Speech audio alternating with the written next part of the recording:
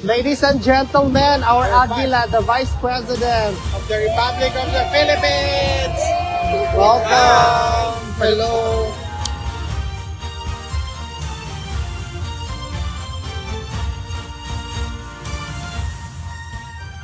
As usual, ang unang tanong is, kamusta po si Tatay Digong na namimiss na talaga ng mga Pilipino? Saglit lang siya, saglit lang. Sandali lang daw.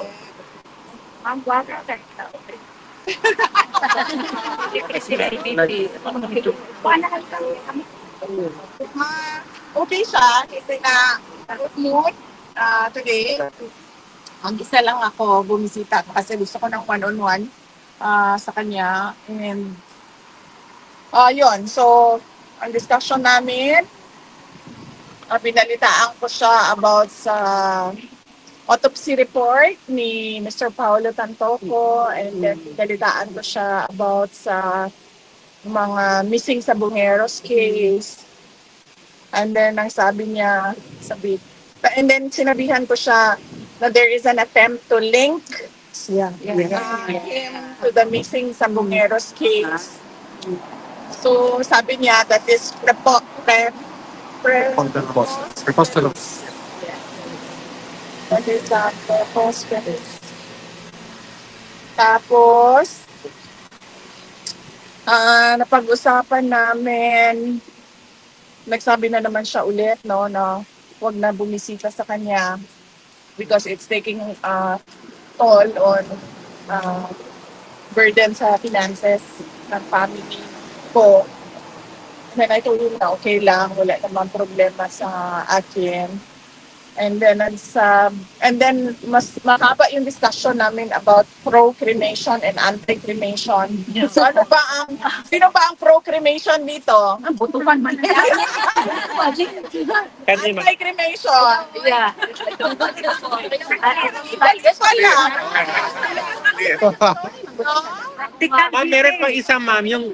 Ma'am, yung i-donate yung parts. Ako, i-donate Nag-apply kasi ako din. Ako din. Di ba? Oo. Donate for starting. Doon sa driver's license ko, organ donation ko, naglagay ako. Ay, wow. ng Yes. driver's license ko.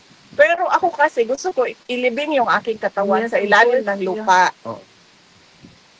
Pero merong iba na ang preference nila isunugin yung katawan. So ang tagal ng discussion namin kanina kasi umabot na kami sa legal. Sabi ko, once you're dead, sabihin ko, ang next of kin na ang may-ari ng katawan mo. Decision, yeah. Sabi ko kaya nga may mga instances na ang first family at second family nag-aaway sa bangkay nung di ba? Sino man yung namatay. And then umabot na kami sa bilangan ng spaces para sa ashes doon sa mausoleo. Sa urn. Spaces para sa urn doon sa mausoleo. So, ang tagal na discussion namin. Sabi ko, bad feng shui yan na yung cremation. Sabi ko, that's bad feng shui. And then sabi niya, ano? Sabi ko, feng shui. Sabi niya, feng shui din ha. Sabi niya, lahat ng naga-feng shui namamatay na. Pero ma'am, gusto niya magpalibing dito. Sabi nila. No, gusto niya magpa-cremate. Pero dito Kahit yung kung saan man siya mamatay, sabi niya, gusto niya magpa-cremate. So, noong last time kasi na napag-usapan namin, naputol yung discussion namin about, kasi may iba kaming kasama, may iba akong kasama pag-bisita. So, naputol yung discussion kung pro and anti-cremation. So, kanina medyo mahaba talaga yung discussion namin about cremation. Anong ending mo? Ang ending, sabi ko, so, pagpatay na ang tao, di ba? Hindi na niya alam kung ano mangyayari sa katawan niya. Yes. And by law, yung katawan na yan ay property na yan ng next of kin. Sabi niya, unang-una, hindi property ang katawan ko. Sabi niya, hindi property to ni Numan. Totoo. Sabi niya, hindi to property ni Numan ang katawan ko. At sabi niya, sundin daw yung sacred wishes niya. Last wishes niya kasi sacred daw yon sa tao kung ano yung last wishes. So sinabihan ko siya, ma'am, sabi ko, sige, yung eldest na lang namin na kapatid ang pagawain mo kasi hindi ko talaga gagawain na sunugin niya ang katawan mo kasi bad feng shui. Hindi, ma'am. Hindi rin masusunog. Ay, susunugin talaga yan kasi wala siyang will. Kung meron siyang testament na nandoon, hindi susunugin. Susundin siya. O susundin sino yung mga anak. Kailangan meron siyang will. Ganon yung nangyari sa asawa ko. Yeah, kailangan kung meron. Kung meron na or wala, susundin talaga. Kasi may kamot na po. Ito rin kay Al. Yes. Well, as a former president, yes. Libingan naman ba yan, madam? Yes. Entitled to be, Pero ayaw niya kasi ng mga ganun, ma'am. Ang gusto lang niya is paano i-dispose yung katawan niya. Balik bag next time, tanungin ko sa kanya, bakit ayaw niya sa ilalim ng lupa? Takot sa bulate. Baka ganun, no? Pero ma'am, biblical yung inilibing, hindi yung susunugin. State in the Bible na tayo ay ililibing, hindi tayo susunugin. Biblical yun. Nasa kanya. Tsaka sa custom Depende yun eh. Pilipino, Yeah. nililibing talaga yung Yeah. kawan, di ba? Most important graphic stone. Kasi ang sabi niya, Oo. Anyway, ma'am, Yes. So yun yung wala natin ito usapan yun. kalungkot. And wala siyang message. Ngayon, kasi tumagal yung discussion namin kanina about death. And then sinabi ko sa kanya, bakit pag si Kitty or si kuya ko, kausap mo, parang naiiyak sila na bukas mamamatay ka na. Sinabihan ko yun sa kanya kasi bakit iba-iba yung assessment namin, yung assessment ng ni Kitty tsaka ng kuya ko, mamamatay ka na. And then ako, parang sa tingin ko, hindi ka pa mamamatay. Sabi sa kanya.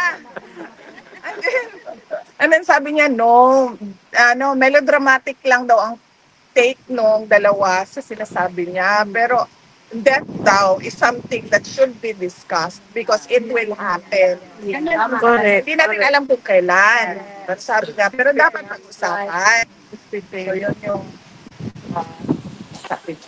ma'am, ano yung reaction niya dun sa Tantoco medical report na it's cocaine effect and yung fact na the police report says that the first lady must have been in the area where the death happened. May reaction si Mayor.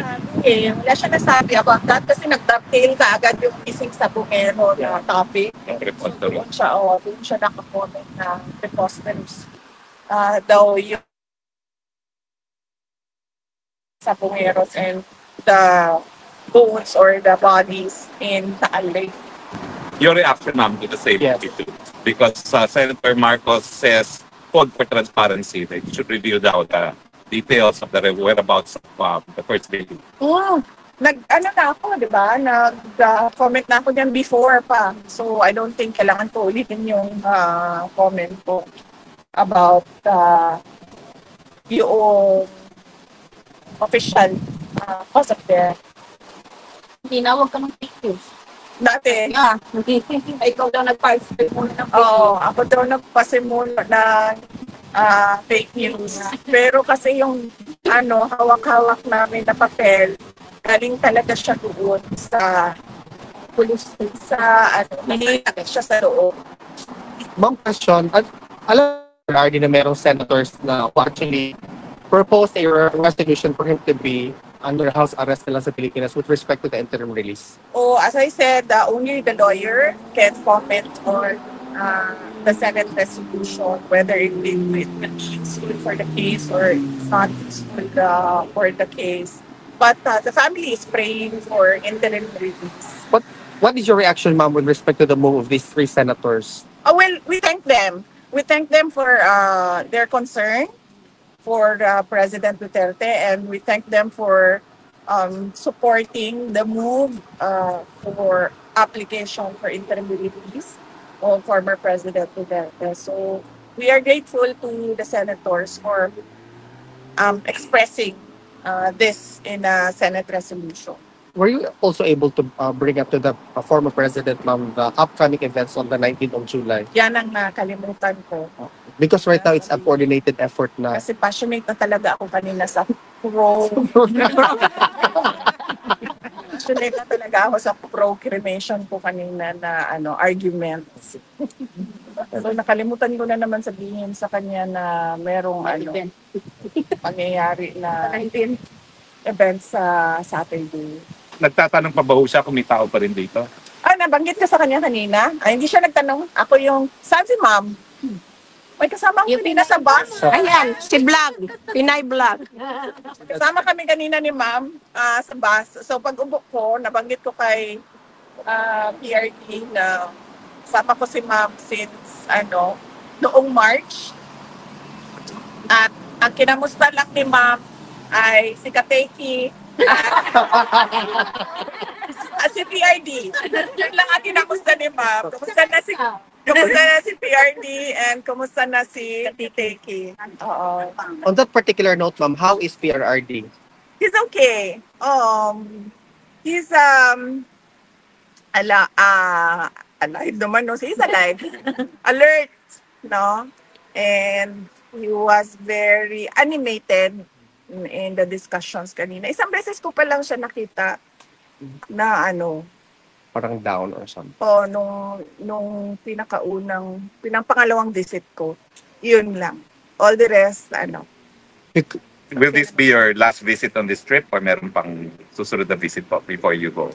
Meron pa. Meron pa Okay. akong mga pagbisita. Pero for this week, ibang relative, bisita. This is your last visit for this week, ma'am? For this week, this will be my last visit. For the other days of this week, ibang relative ang visit. Ang visit, Monday, Tuesday, Wednesday, walang Thursday, and then Friday. So next week, Monday, Tuesday. I'm okay, ma'am. Wala man akong problema. Nababalanse ko naman lahat ng mga kailangan ko gawin sa pamilya, dito sa trabaho ko sa Office of the Vice President at sa pag-asikaso dito kay dating Pangulong Rodrigo Duterte. At nagpapasalamat ako sa inyo lahat sa pagpapakita ninyo ng pagmamahal at suporta. Hindi madali ang pumunta dito sa Hague. Alam ko yon dahil ginagawa ko din yon. Pero nandito pa rin kayo, nagbabiyahe kayo. From the UK. Yes. As long as you're strong, we're strong. Thank you. Yeah. So, nagbabiyahe pa rin kayo. Kahit sobrang tagal nung biyahe at malayo yung biyahe. At yung mga, syempre, hindi makapunta dito dahil sa iba't ibang rason, nandyan din sila sa social media, nagbabantay din at naninigurado na okay lang ang kalagayan ni dating Pangulong Rodrigo Duterte. Nakakalungkot lang na yung iba nagkakaroon ng kaso, merong harassment, meron ng mga kaaway dahil sa kanilang paniniwala sa politika at sa kanilang pagtitiwala kay dating Pangulong Rodrigo Duterte at sa mga ginawa niya para sa ating bayan. Pero kami ng pamilya, malaki ang pasalamat namin dahil nandiyan kayo kasama namin. Yeah. Ma'am, on a different topic, Hanggang sa dulo. what's your reaction to the imposed sanction of the United States to the Philippines? Tariffs, I'm sorry, not sanction, but tariffs. When dapat yan unang-una, expected na darating na yan, diba? Kasi pagkukum pa lang ni President Trump ay nagsabi na siya na isa yan sa mga priority niya na gagawin. So, dapat meron ng plano ang ating economic team kung ano ang gagawin doon sa mga i-impose na tariff sa ating pagnenegosyo sa United States of America. At dapat meron na rin team, core team doon galing sa bigger economic team na makikipag-usap, dialogo sa kanilang counterpart doon sa US government. Any expectations po sa upcoming visit ni PBBM sa US? And do you think the LA incident will affect this visit?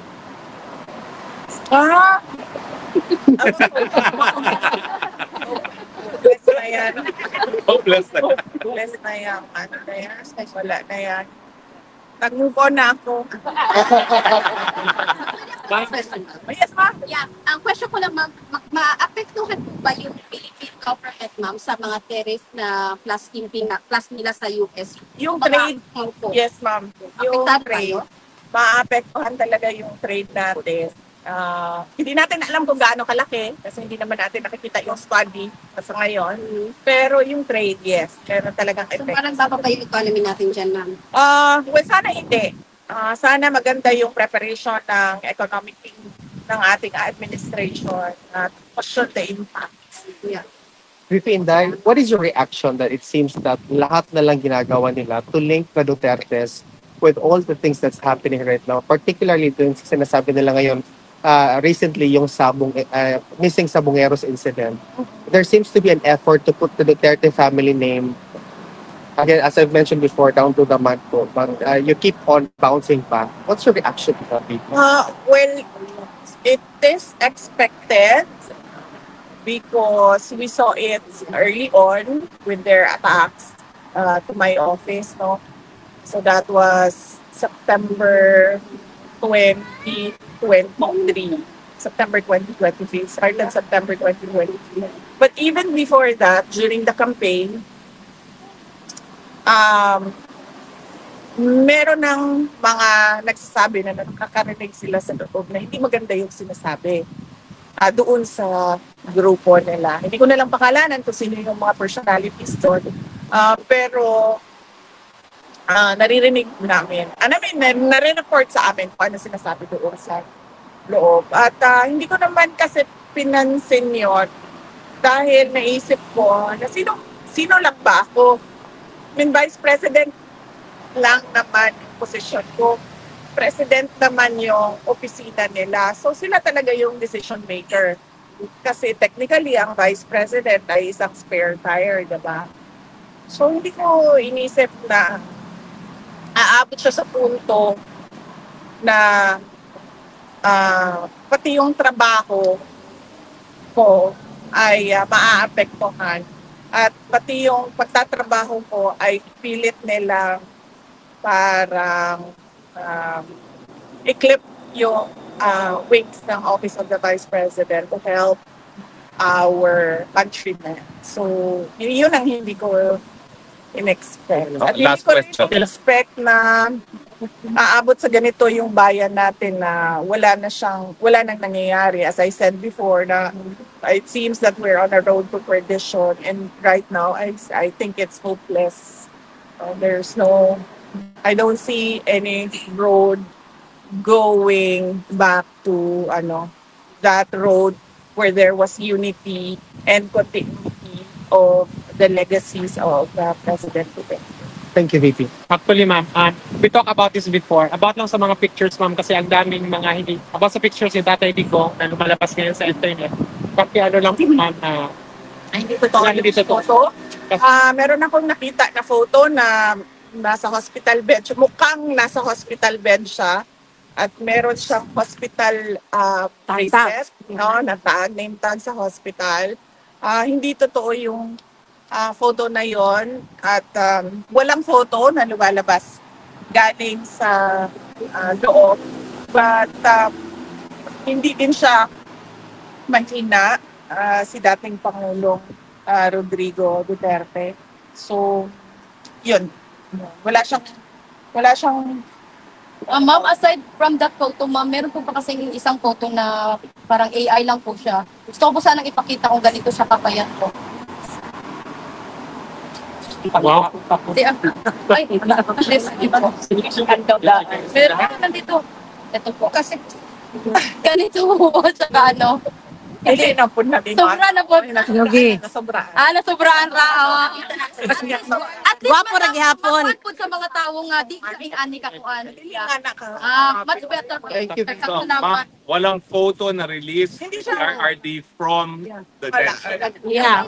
Hindi siya photo. Parang AI lang po. Mukha siya dyan, malnourished. Hindi siya ngayon, hindi siya mukhang malnourished. Firm Bayaki lang talaga siya. Pero hindi siya ganito. Ma'am, any updates about the possible Metro Bulletin and possible picture? Wala pa. After our meeting this afternoon, I will meet the lawyer and then discuss about the photo and the medical bulletin, if that is even possible. I just want to say something. I believe that winner never wins, and quitter never wins. What assurance us that who will be our president in 2010? We are waiting for that assurance. Who will be our president in 2010? Yes.